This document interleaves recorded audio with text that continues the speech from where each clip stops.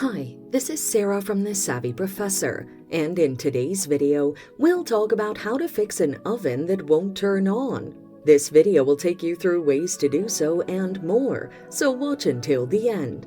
Here is a step-by-step guide on how to do this. First, check whether your oven is receiving sufficient supply of power.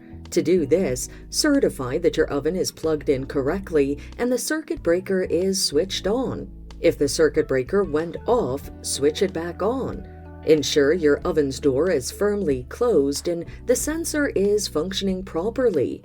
Next, assess the situation of your oven's elements, such as the igniter, bake, and broil elements. Check that the igniter is glowing or sparkling correctly while looking for damages in the bake and broil elements. Once you find these elements defective, replace them. If your oven doesn't turn on after following these steps, contact a qualified technician for further assistance. So that's how you can fix an oven that won't turn on. It's that simple. Thanks for watching. Till next time.